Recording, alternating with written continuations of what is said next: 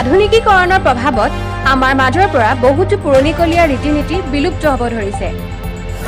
এই পুৰণিকলীয়া ৰীতি-নীতিবোৰত বহুতো বিজ্ঞানসন্মত সত্যতা নিহিত আছে। উদাহৰণস্বৰূপে মজিয়াত বহি ভোজন কৰাৰ নিয়ম। আজিকালি প্ৰায় সকলোৰে ঘৰত ডাইনিং টেবুলত বহি ভোজন কৰা দেখা যায়। কিন্তু মজিয়াত বহি ভোজন কৰাৰ কিছুমান যে উপকাৰিতা আছে সেয়া হয়তো আমি বহু কমেহে জানো।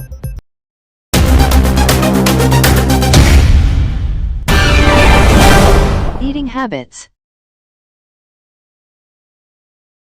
নমস্কাৰ, আজি আমি আলোচনা কৰিম মজিয়াত বহি ভোজন কৰাৰ উপকাৰিতাসমূহৰ সম্বন্ধে। আমাৰ ভাৰতীয় পৰম্পৰাগত ভোজন শৈলীত বহু যুগৰ পৰাই মজিয়াত বহি ভোজন কৰাৰ নিয়ম চলি আহিছে। আহকচোন ইয়াৰ স্বাস্থ্যসন্মত উপকাৰিতাবোৰ আমি আলোচনা কৰোঁ। যেতিয়া খাবৰ বাবে মজিয়াত বহা হয়, আমি ভৰি দুখন কুচাই লওঁ, যি এক প্ৰকাৰৰ সুখাসন অথবা অৰ্ধ পদ্মাসনৰ দৰে হয়। সন্মুখত আহাৰ লৈ এনেদৰে বহাৰ মাত্ৰে আমাৰ মগজুলৈ পাকস্থলীৰ পৰা এক প্ৰকাৰৰ সংকেত প্ৰেৰণ হয় যে আমি খাবলৈ সাজু। ফলস্বৰূপে মগজুৱে সংকেত প্ৰেৰণ কৰি হজম প্ৰণালী সক্ৰিয় কৰি দিয়ে। লগতে এনে অৱস্থানত বহিলে আমাৰ ৰাজহাড়ৰ তলৰ অংশত জোৰ পৰে, যি আমাৰ মন মগজুক শান্ত কৰিব পাৰে। আয়ুৰ্বেদৰ মতে শান্ত মন মগজুৰে খাদ্য গ্ৰহণ কৰিলে হজম উন্নত হয়। তাৰোপৰি মজিয়াত বহি ভোজন কৰোঁতে আমি খাদ্যমুঠি ল'বলৈ সন্মুখলৈ হাউলি যাওঁ আৰু মুখত ভৰোৱাৰ পিছত গিলিবলৈ পিছলৈ হাউলি চিধা হৈ দিওঁ। শৰীৰৰ এই চলাচলে আমাৰ তলপেটৰ পেশীবোৰ সক্ৰিয় কৰি তোলে আৰু পাচক ৰস নিঃসৰণ বৃদ্ধি কৰি পাচন ক্ৰিয়া উন্নত কৰে। মজিয়াত বহি ভোজন কৰাৰ অভ্যাসে ওজন কমোৱাত সহায় কৰে। অতিভক্ষণ ওজন বৃদ্ধিৰ এক কাৰণ। অতিভক্ষণ তেতিয়া হয় যেতিয়া আমি বুজি নাপাওঁ যে আমাৰ উদৰপুৰ হ'ল নে নাই।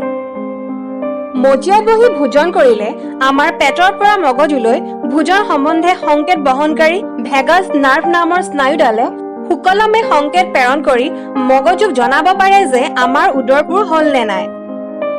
তাৰোপৰি মেজত বহি ভোজন কৰাতকৈ মজিয়াত বহি ভোজন কৰোঁতে অলপ লেহেমীয়া হয়, যাৰ বাবে আমাৰ পেট আৰু মগজুৰ মাজৰ সংকেত প্ৰেৰণ ব্যৱস্থাই পৰ্যাপ্ত সময় পায় আৰু মগজুৱে নিৰ্দিষ্ট সময়ত উদৰপুৰ হোৱাৰ খবৰ পাই অতিভক্ষণ ৰোধ কৰে। মজিয়াত বহাৰ অৱস্থানটোৱে পাকস্থলী আৰু তলপেটৰ পেশীবোৰৰ সংকোচন সম্প্ৰসাৰণত সহায় কৰি বিষ বা অসুবিধা দূৰ কৰে। বিনিময়ত আমাৰ পাচনতন্ত্ৰ সুস্থ কৰি ইয়াক শান্ত কৰি ৰাখে। এই অৱস্থানে পেটত হেঁচা নিদিয়ে, ফলত ই ভালদৰে খোৱা আৰু হজম হোৱাত সহায় কৰে। নিয়মীয়াকৈ এই অৱস্থানত বহি ভোজন কৰিলে পেটৰ পেশীবোৰ নমনীয় আৰু স্বাস্থ্যৱান হৈ পৰে। মজিয়াত বহি কৰা ভোজন হৈছে এক সন্তুষ্টিকৰ ভোজন। এই পদ্ধতিত ভোজন কৰিলে সঠিক পৰিমাণ আৰু প্ৰকাৰৰ খাদ্য গ্ৰহণত সহায় হয়। যিহেতু এনে অৱস্থানত মন মগজু শান্ত থাকে, গতিকে আহাৰৰ গোন্ধ, সোৱাদ, গঠন আদিবোৰ ভালদৰে মন কৰিব পাৰি। ফলস্বৰূপে ই দেহক সঠিক পুষ্টিকাৰিতা শোষণ কৰাত সহায় কৰে।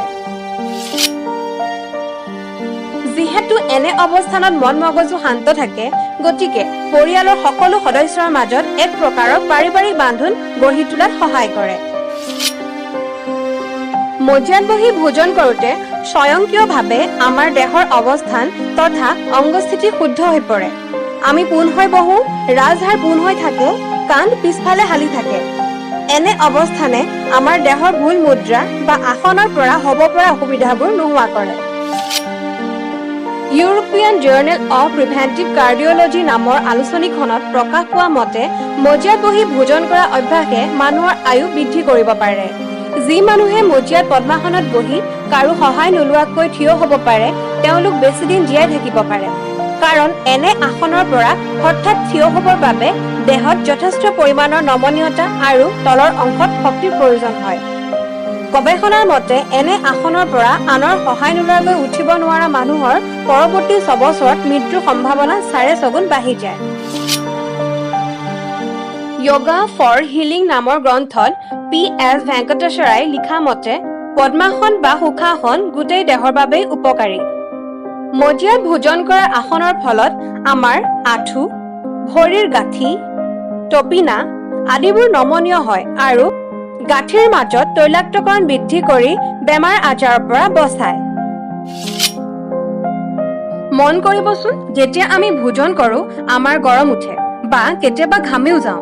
ইয়াৰ কাৰণ হৈছে যেতিয়া আমি ভোজন কৰোঁ আমাৰ পাকস্থলীক খাদ্য হজম কৰিবৰ বাবে শক্তিৰ প্ৰয়োজন হয়। পাচন ক্ৰিয়াৰ এক মূল উপাদান হৈছে সুস্থ ৰক্ত সঞ্চালন। ইয়াক অব্যাহত ৰাখিবৰ বাবে আমাৰ হৃদযন্ত্ৰই কঠোৰ কাম কৰে। যেতিয়া আমি মজিয়াত বহি ভোজন কৰোঁ, তেজবোৰ হৃদযন্ত্ৰৰ পৰা পাচনতন্ত্ৰৰ অন্যান্য লাগতিয়াল অংগলৈ পৰ্যাপ্ত পৰিমাণে প্ৰবাহিত হয়, যাৰ ফলত পাচন ক্ৰিয়া সুগম হয়। মেজত বহি খালে এই সঞ্চালন ভৰিলৈকে গুচি যায়। গতিকে মূলতঃ মজিয়াত বহি ভোজন কৰিলে সুগম ৰক্ত সঞ্চালনৰ জৰিয়তে পাচন ক্ৰিয়া উন্নত কৰি আমাক স্বাস্থ্যৱান কৰি ৰখাত সহায় কৰে। আশা কৰোঁ আজিৰ ভিডিঅ'টোৱে আপোনালোকক আমাৰ পুৰণিকলীয়া অথচ বিধিসন্মত মজিয়াত বহি ভোজন কৰাৰ প্ৰক্ৰিয়াটো আঁকোৱালি ল'বলৈ উৎসাহিত কৰিব। আজিৰ খণ্ডটো কেনে পালে কমেণ্ট কৰি জনাব। আগন্তুক ভিডিঅ'ৰ বাবে চেনেলটো ছাবস্ক্ৰাইব, লাইক আৰু শ্বেয়াৰ কৰিবলৈ নাপাহৰিব। ধন্যবাদ।